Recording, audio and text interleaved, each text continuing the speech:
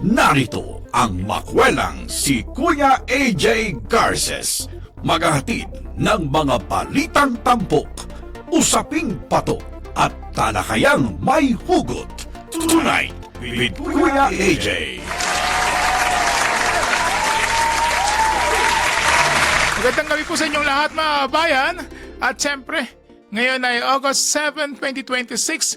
It's a Good Friday. Biyernes po ng ngayon at happy weekend everyone. At bago po bang tapos ang linggong ito, ay siyempre, samahan nyo ako upang ihandog sa inyo isa na namang featured town ng Benguet. At pinag-usapan natin, it's a review lang, pinag-usapan natin nung nakaraan ang siyempre mga bayan ng La Trinidad, bayan ng Itogon, yan. At pinag-usapan rin natin ang bayan ng Tuba. Ang Latri ay siyempre dito ang Kapitolyo ng probinsya ng Benguet. Dito po nakalagay ang kanilang Kapitolyo. Ang Tuba naman ay ang gateway, packet ng Baguio. Lahat kayong pupunta ng Baguio, dumadaan kayo ng Tuba. Hindi nyo maramdaman Yan. At pinag-usapan natin ng Gold Haven ng Cordilleras, ang Itogon. At syempre, may ipipicture naman tayong isang munisipyo at para ipaglingkuran natin ang ating mga kabayan ng mga dagdag na impormasyon o ang ibang impormasyon na alam nyo na. Pero sa mga bagong gustong umakyat ng Benguet o ng Northern Luzon, kailangan malaman nyo ito. Ito mga maliit na impormasyon sa munisipyong ibibigay natin sa inyo pagkalipas lang po ng ilang paalala ng ating himpilan.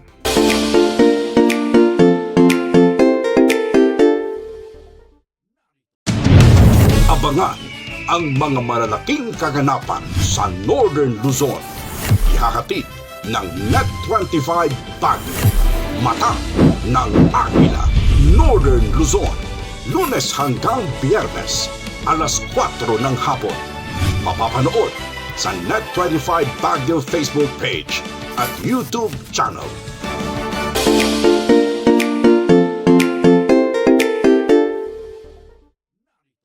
Ayan, welcome back po sa ating programa, ang Tonight with Kuya AJ.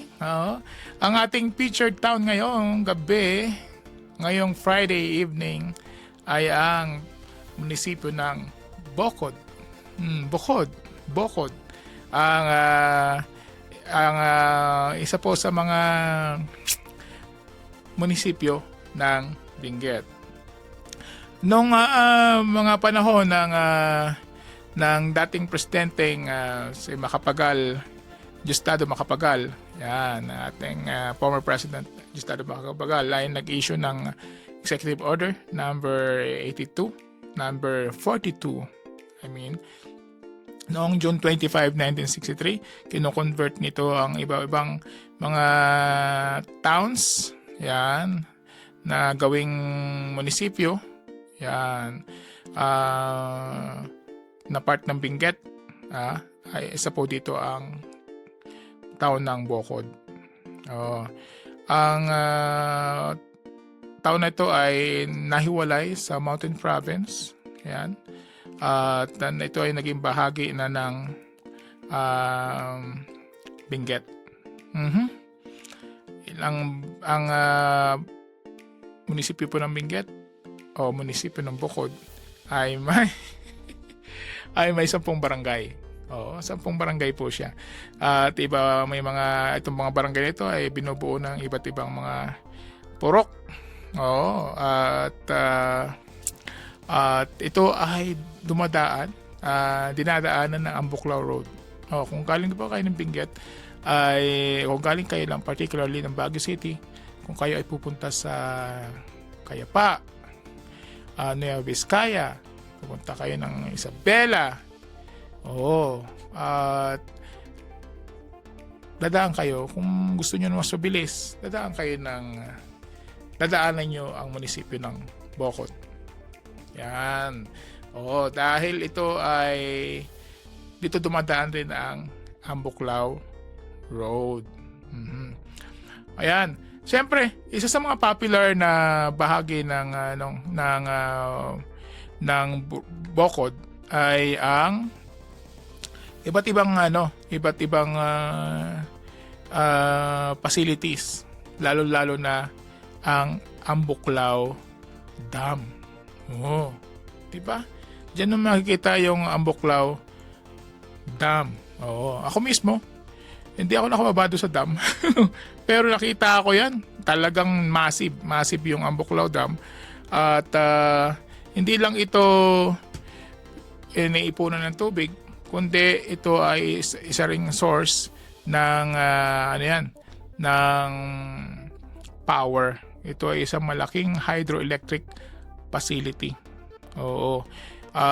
Yung Bocod naman ay kung saan nandyan rin ang Mount Ugo.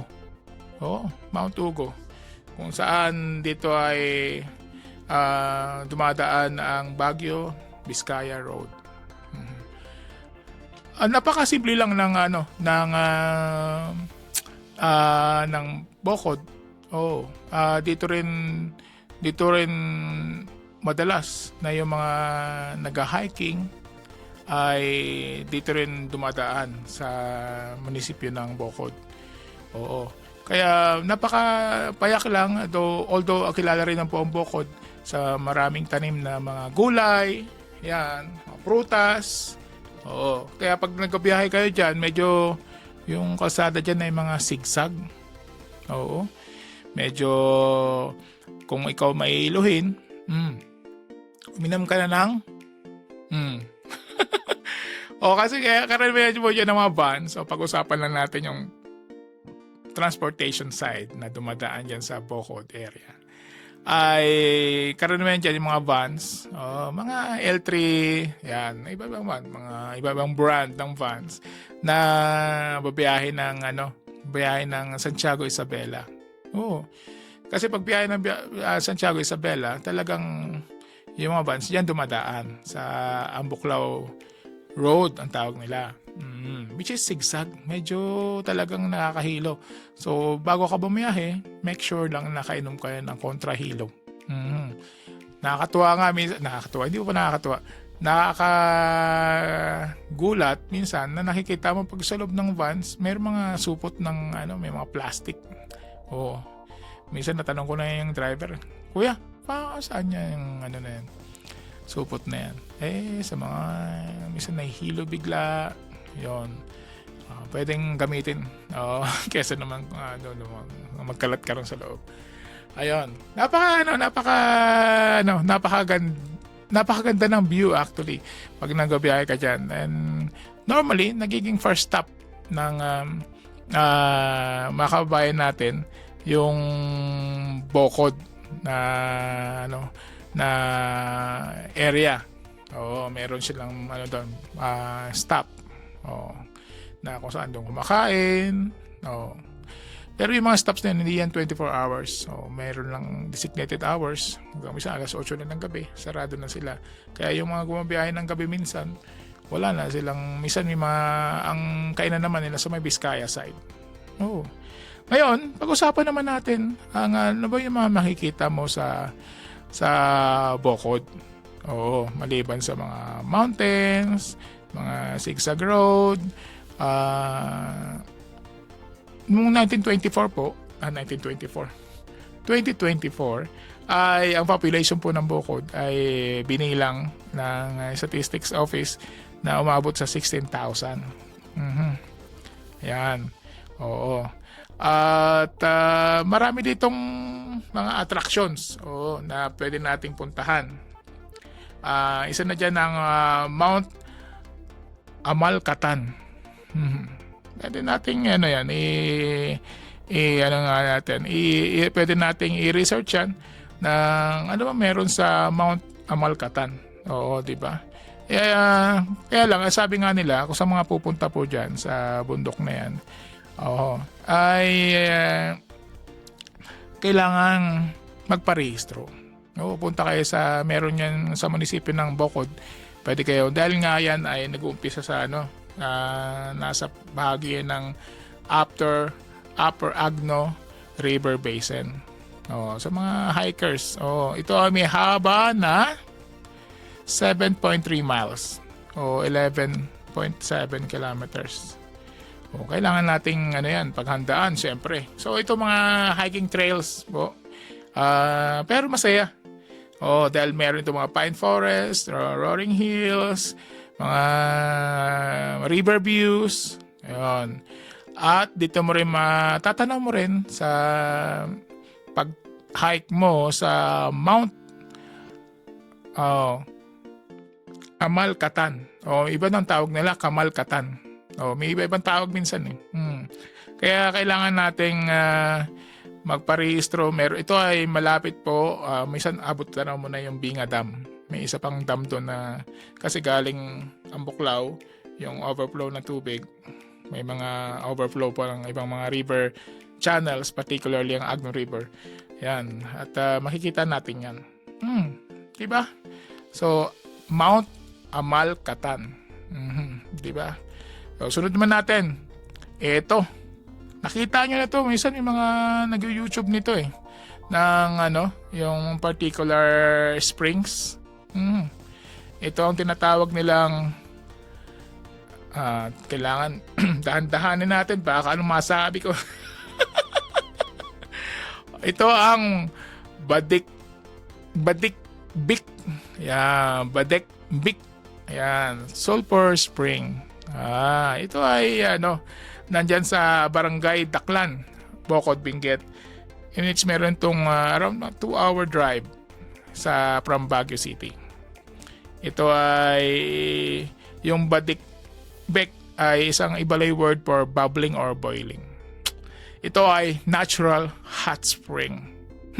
Subukan nyo lumublob. Pwede, nakita ko lumublob. At yan, pag-usapan pa natin ibang bagay na yan, ibang mga bagay pa sa munisipyo ng Bukod. Pagkalipas lamang po na ilang paalala.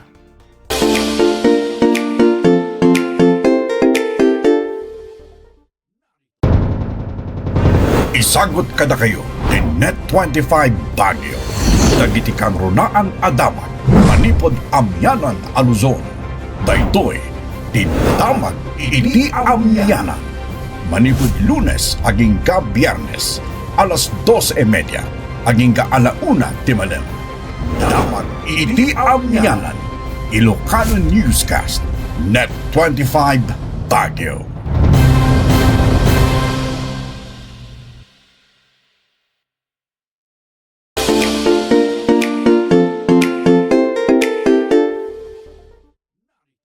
Ayan, welcome back po sa ating programa, ang Tonight with Kuya AJ. Ngayon ay Friday. Ayan, at sa lahat ba ay gumigimik na? Oo. Ako na lang. Hindi pa? Ngayon ay weekend. Ituloy po natin ang ating usapan sa munisipyo ng Bocod. Kanina pinag-usapan natin yung ano ba yung hirap na hirap ako kanina? Badikbek Sulphur Springs. Yan. May nakita ko. Lumulublob sila. Maganda daw sa katawan. Sabi nila. Pero you can try. Yung iba naman daw, yung iba nag-YouTube, naamoy daw nila yung amoy. Talagang amoy sulphur. Di ba? Experience din. At sumunod dyan, ang Palansa Panoramic View. Ito ay matagpuan sa Barangay Bila, Bocod, Benguet. Yan, merong makikita mo yung 360 para makikita mo yung kaganyan ka. Mahirap umikot 360 degree views ng Cordillera Mountain Ranges. 'Di ba? So, may mga rolling hills, siyempre.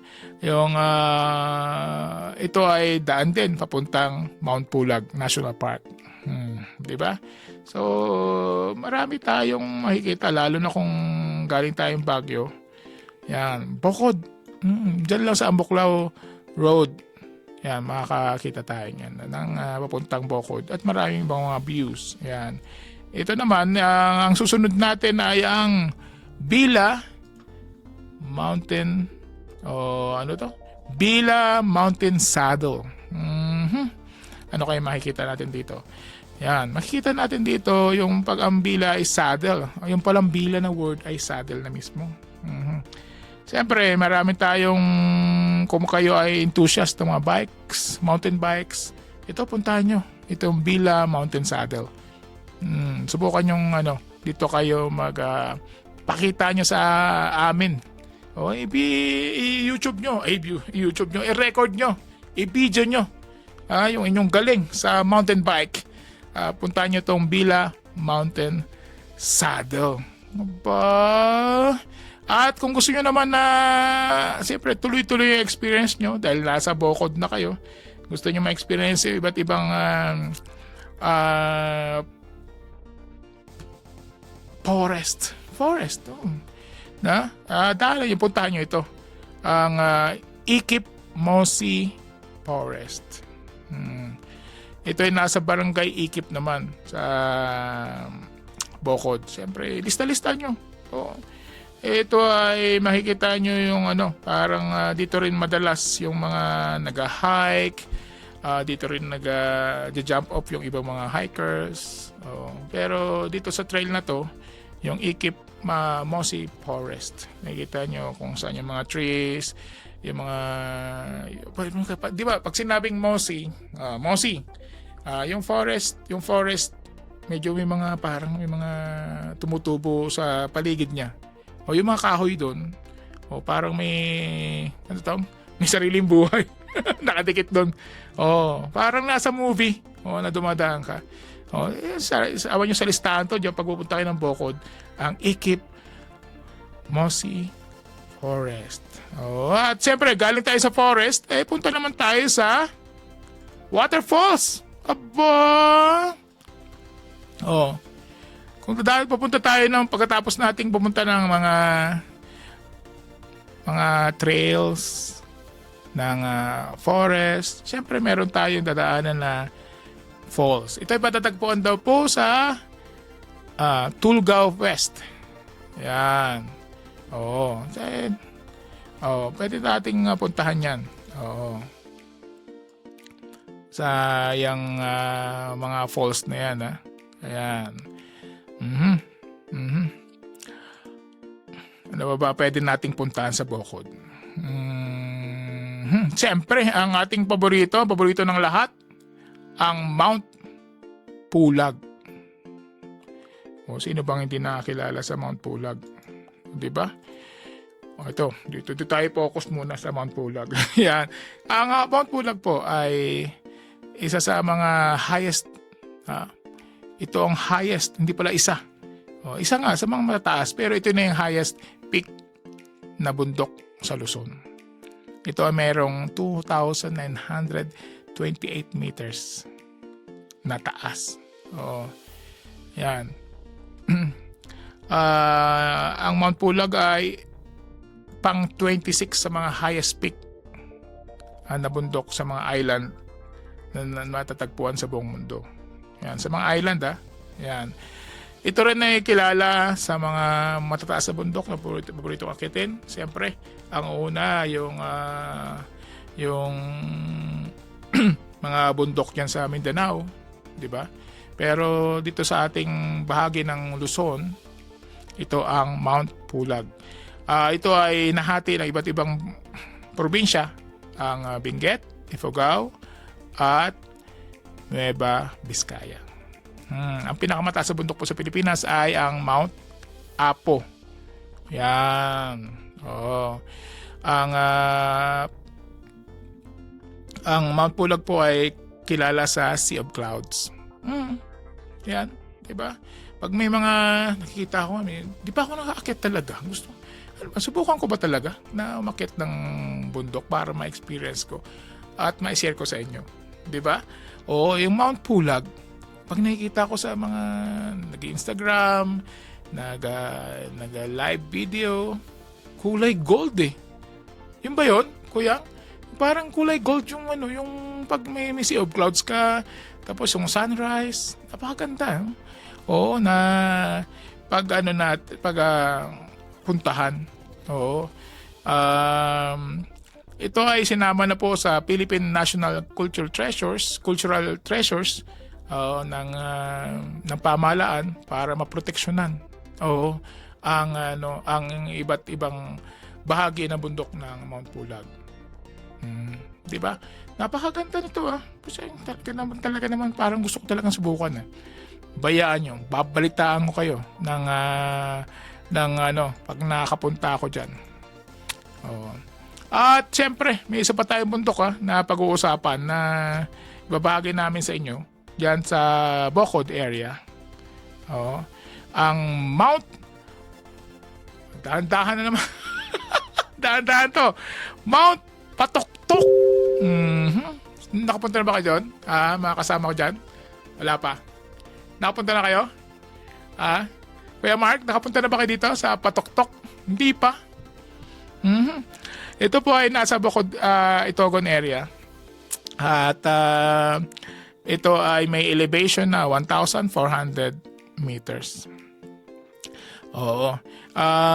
Ito ay malapit nga po sa Barangay Abuklaw diyan sa Bocod. Ng mga locals, yan tawag nila dito sa mga taga rito, mga lokal, di ba? Ito ay tinatawag nilang The Gentle Giant. Kung kayo ay gusto nyo makita ng mga rolling hills, yan, no? Ang tawag dito ay ang Apaw Rolling Hills, ay bisitahin nyo tong bundok na to dyan sa may Bocod area. Ang tawag nila ay Mount Patoktok. Dahil nga ngayong weekend ay bibigyan namin kayo ng mga mga ways para lalo kayong ma-excite na bisitahin ng ating mga iba't ibang munisipyo, lalo na dito sa probinsya po ng Benguet at lalo na sa buong North Luzon na ating pinagtisibihan ngayon, 'di ba? Na pasyalan, wag nating tumigil lang sa isang lugar. Pasyalan natin itong mga lugar na 'to. Oo, meron pa tayong iba pang mga mga munisipyo na hindi natin nabanggit sa programa dahil na maikli na yung ating panahon, ang mga iba pa pang probinsya pa o iba pa pang mga munisipyo ng probinsya ng Benguet. Nandiyan ang Mangkayan, Kabayan. Napaka-rich pa rin ng mga historical at iba pang mga cultural places na ito. Yung experience yun ang hindi natin mababayaran. Kaya samahan nyo kami. Lalo sa mga paglalakbay, pag-usapan natin different mga social issues na nakaka-apekto sa atin, sa araw-araw, sa mga kababayan natin. At siyempre, happy weekend everyone. Enjoy with your family. Enjoy the weekend. Maglaba kayo hanggang kaya nyo. At hanggang sa susunod na Lunes po, hanggang sa susunod na Linggo, magsama-sama tayo dito sa programang Tonight with Kuya AJ. Tonight with Kuya AJ kasama si Aldrin Garces. Patuloy niyong subaybayan ang mga talakayang tapat, impormasyong lapat at sapat sa panlasa ng taong bayan. Dito lamang sa Net25 Baguio. Tonight with Kuya AJ.